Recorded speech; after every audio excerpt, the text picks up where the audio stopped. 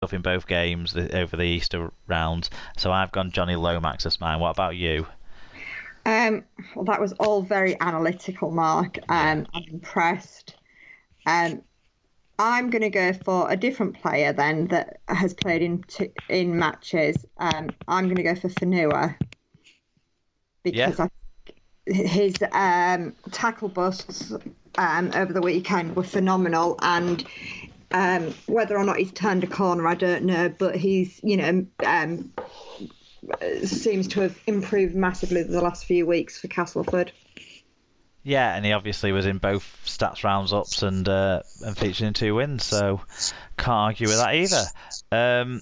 Okay, predictions. I went 7 out of 12, and Alan went 8 out of 12, so Alan did just a bit better than me. David gets the yellow cap in the host Super Roo. He rises to first, knocks me down to second, joining third, and Alan is at the bottom. In the main Super Roo, it's Warrington fan Rich Owen who's at the top of the table, so hopefully that's a consolation for the late Manu Mao try. Phil Nadin's in second. He's got the yellow cap as well this week. And then in the Fantasy League, it's Simon Andrew Arthur at the top still. Stephen Bowie, Saints fan I think Stephen, isn't he? He's top scored over the Easter rounds with 1,319 for the week. That's pretty good considering the lottery of what players get to play 2 games and stuff. Because that means he's got over 650 average in it for the 2 weeks, for the 2 rounds, which is impressive stuff. Yeah. Okie dokes. Thanks everyone for the fan views in on all of those games. It's great to have got stuff in on every game. Hopefully we've done it all justice and done it with obviously a hint of bias for ourselves and our teams, but covered all the angles too for everyone. But I'm sure you'll let us know if you don't think we have. We're now going to have to be pretty quick with the rest of the show, so apologies to fans of the Championship, etc. But we will skip into other results.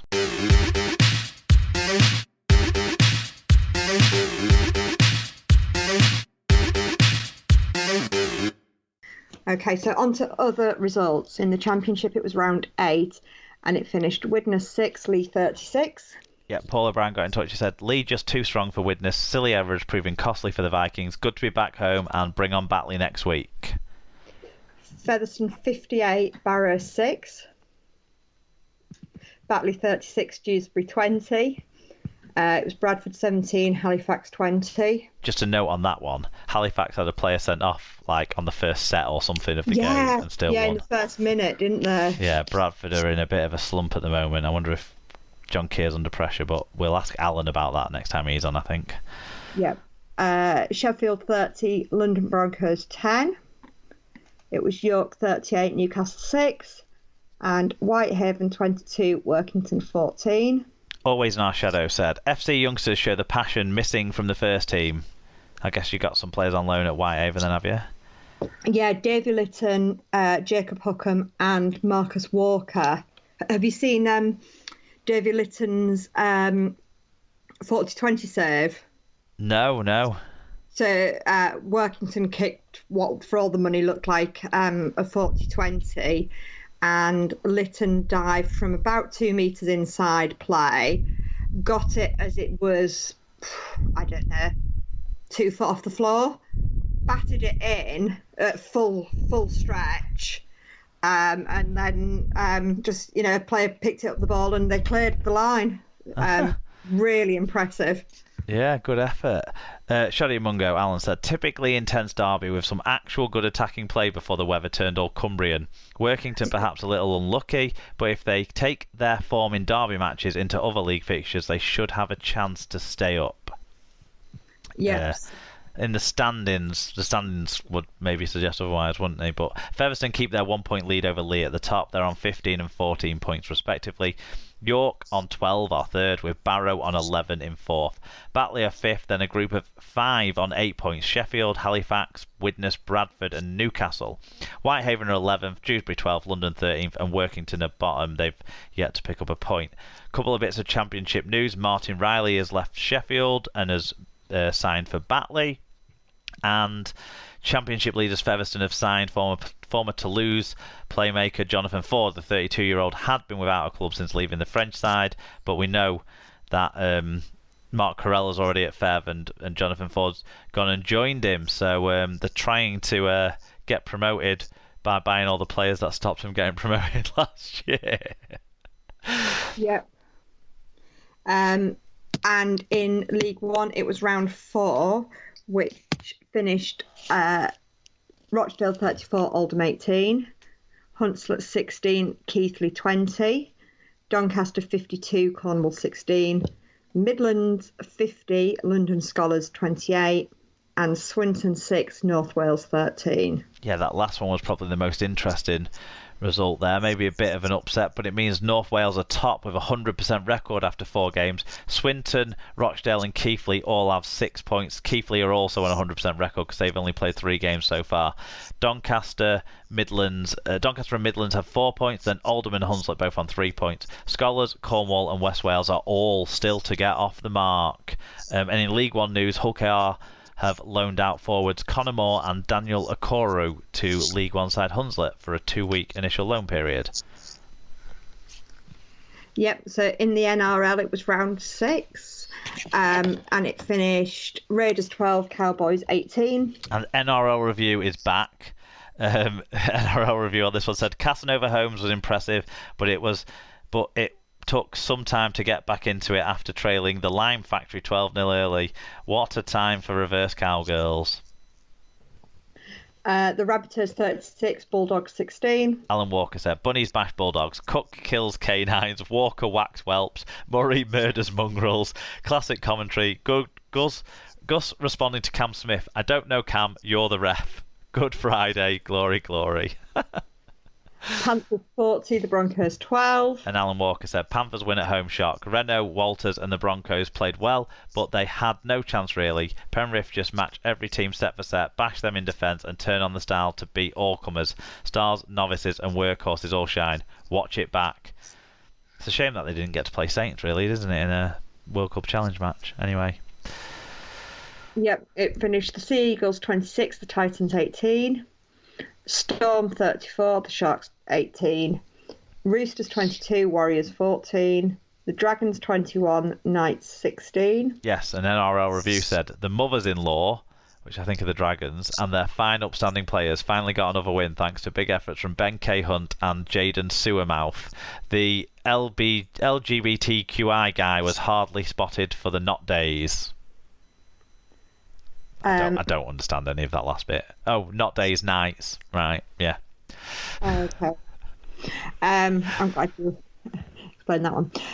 The Eels 20, West Tigers 23. An NRL Review. I'm surprised he got in touch on this one, but I'm glad he did. He said, the much fancied Snakes just kept beating themselves off and were creamed by the Ginger Pussies. The Ginger Pussies showed plenty of heart and put the ball through the slot to break the Snakes. Oh, maybe the score's wrong. It's 21, I think. 20-21. Yeah. Sorry, that's my typo. Anyway, he said, and put the slot to break the Snakes in the dying seconds. There was nothing that King CLINT could do, and the Red Sea the Red Sea Party tried hard, but Action Jackson invoked his inner QB and got the Ginger Pussies the win. Anyway, what that means in the standings is the Panthers stay perfect 6 from 6 at the top. Storm are just behind on 10 points. Then the Sharks, Eels, Roosters and Sea Eagles all have 8 points, with the Cowboys, Rabbitohs and Warriors all having 6 points. Titans, Knights, Raiders, Dragons and Broncos all have 4 points. And then the West Tigers are off the bottom on points difference after their first win of the year, ahead of the Bulldogs. Also a little news story out of the NRL that Love Rugby League were reporting today. Letting us know that former Wigan youngster Harry Rushton is set to make his NRL debut for Canberra Raiders this weekend. The 21-year-old has been named on their bench for the clash against Penrith Panthers on Sunday the 24th of April, so good luck to young Harry. That's it for results, Sarah. We've made it. Yes, let's do our guesses.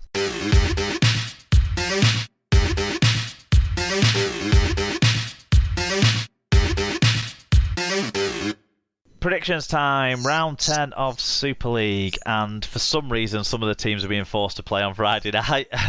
Those teams on Sky at 8 PM are Castleford versus St Helens, Um, Saints by at least 2 clear scores. Probably would have been more if Dodd was still in the side. But maybe they're going to have to adjust to finding a new way to be creative until they figure that out.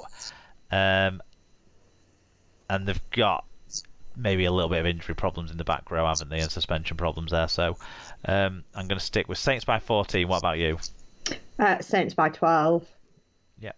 Okie dokes. The other Friday night game, also 8 p.m, is a crucial game at the bottom of the table. Leeds versus Toulouse. Which way do you have this one going, Scoots? Oh, I don't know. It's so hard. I'm going to go heart over head and say Toulouse by 4. I really hope you're right, because it would make things interesting down there, not because of any Leeds hatred. But I can't trust Toulouse at the moment at all, whereas the players I can't trust for Leeds are both suspended. They're all suspended, so they can't do anything. So I can trust the rest of them to maybe be underwhelming, but possibly be at least solid enough in their performances to beat. So I'm going to Leeds by 4. Are you saying you don't think that there's going to be any sending offs for Leeds? No, hopefully not. In the more sensible Saturday kickoffs, 3 p.m. kickoffs, there's 2 of them. The first one is Warrington versus Huddersfield. I think this is a tough one to call. I hope Warrington carry some momentum through from last week, because I think that will make things interesting. So I'm going to go Wire by 8 at home. I think they might edge it against the Huddersfield side that sound like they're struggling with a bit of injuries. Yeah, it's a really tough one to call, isn't it? I'm going to go Huddersfield by 4. Yep, fair shout. The other 3 o'clock Saturday kickoff is Hull KR versus Wakefield. I mean, having watched Wakefield on Monday and followed quite a bit of what happened to them on Thursday night as well, look, if they have to play Lee Gaskell again, then they're fucked. But hopefully they won't have to play Lee Gaskell at fullback, and they'll actually have Jowett back who can defend. But Hull KR will bring a couple of guys in that they rested as well. I think it'll be KR by 16, and just Wakefield are poor at the moment. Yeah, I was going to say Rovers by 18, so very similar thinking there. Yep. Sunday, 1 p.m, Channel 4 are back in Super League. It's Wigan versus Salford for this one. What do you reckon? Given how Salford are playing at the moment, I would go Wigan by 20. Yeah, I've put Wigan by 18, I think. So, similar-ish kind of thing. Salford will score a couple of tries against the run of play, but hopefully if Wigan's forwards play like they played last week, it should be comprehensive. Well, Salford will score in about the 78th minute, won't they? Yeah, from a Braley kick to Cancillo. Yeah. Put your money on CO last try scorer, guys. Don't blame me if it doesn't happen, though. Field first try scorer and CO last try scorer. Sunday, 6:45 p.m. Sky are back in Hull for Hull FC versus Catalans. This one's a hard one to call. I'm going to let you go first on your side. Thanks. There's so many question marks.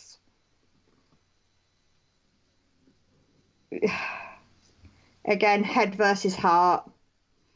Head says Catalans by at least 16. Heart says Hull by 4. So we'll go with the heart.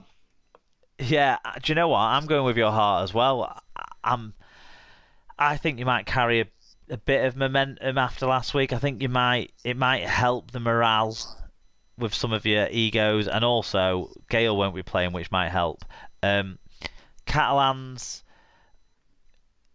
I'm probably more going off the game that I did see them play rather than the one that I didn't, in thinking that they're a bit scratchy at the moment and saying that Toulouse performance was woeful. And if you can get into a battle and they can fall into traps like they did in that Toulouse game, then I think you've got a chance, because you're better than Toulouse. So I'm going to go FC by 2, but it's not a confident prediction, but it's the one I've gone with. Yeah. Across the rest of Rugby League, we've got the Women's Challenge Cup semi-finals. They'll be on BBC Online. It's York versus Leeds, Sunday, 2:30 p.m. That's the one to watch, really. And then it's St Helens versus Featherstone at 5 p.m. also on Sunday. Championship, game of the week gone for Widnes versus Batley. They're two teams very close to each other in the table, so seem evenly matched. But the TV game, potentially less even